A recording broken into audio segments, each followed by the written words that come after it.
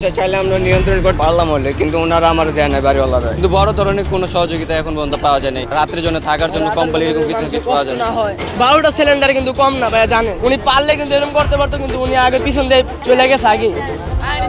আমি আর কি আমি শুনছি আগুন লাগছে আর কি 5টার দিকে এটা খবর পাইছি। পাওয়ার পর আমি ছুটে আসছি, আসার পরে ওই জায়গায় আমাদের একটা লান্টু কাকা ওনার দোকানের সামনে আমি দেখছি পুরাটা পুইরা যাইতেছে।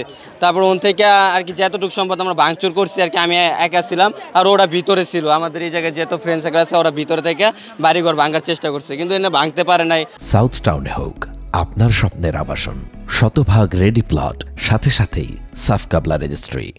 বাড়িওয়ালারা ভাঙতে দেয় নাই আর কি, বাড়ি ভাঙতে দেয় নাই আর কি। যদি ক্ষতি আর কি ওনারা ভাবছিল এটা নিভে যাবে, কিন্তু এত ভয় করবো এটা ওনারা ভাবতে পারেন নাই এই আর কি। আর এর থেকে বাড়িটা আগুন লাগার পরে কাঠের ছিল, 2 তলা কাঠের থাকা থেকে কারেন্টের কেবলে লাগছে, কারেন্টের কেবলে থেকে ট্রান্সফরমার ফাইটটা আর কি পুরো ছড়াই গেছে আগুনটা। মানে এই জিনিসটা চাইলে আমরা নিয়ন্ত্রণ করতে পারলাম হলে, কিন্তু ওনারা আমার দেয় না বাড়িওয়ালারা। এই বাসা থেকে আগুনটা লাগছে, কিন্তু ওনারা আমার দেয় না আমাদেরকে নিয়ন্ত্রণ করতে। আমি বসেছিলাম দোকানে, সিলিন্ডারটা প্রথম গ্যাস ছুটছিল 5 মিনিটের মতো, পানি এনে এক বালতি ঢালছি, পর আরেক বালতি আনতে গেছি, উনি ঢালতে দেয় নাই, মানে গেট ধাক্কা দিয়ে বাইক করেছি সবাই রে।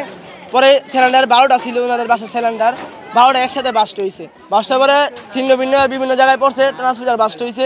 এই থেকেই সিলিন্ডার আরো ফুটতে এই অবস্থা। তারপর ফায়ার সার্ভিসের যেমন গাড়ি আসে, ওনারা আর কি যে মেশিনগুলো আনতে পারতেছিল না। পরে যেহেতু নৌকা ছিল, আমরা যারা নৌকায় ওই জায়গায় আমরা চালাইতাম, আমরা পরে নৌকা দিয়ে আর কি ফায়ার সার্ভিসের মেশিনগুলো আনা হয়েছে।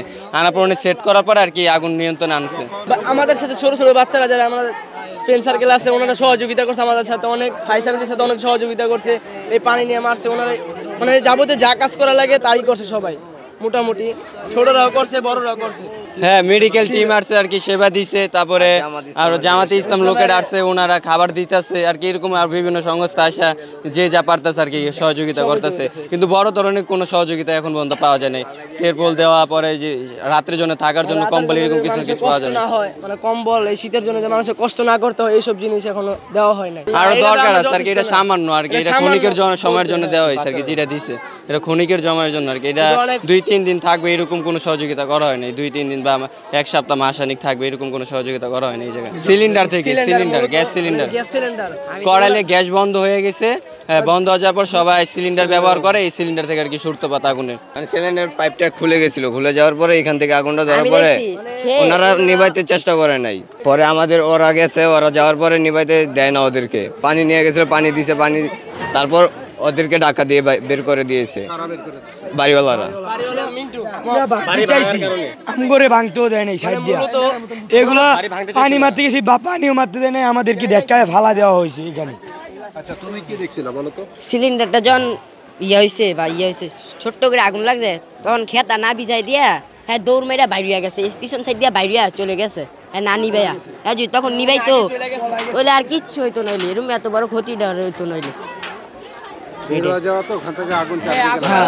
উনি পারলে কিন্তু এই জিনিসটাকে উনি করতে পারতো প্রথমে।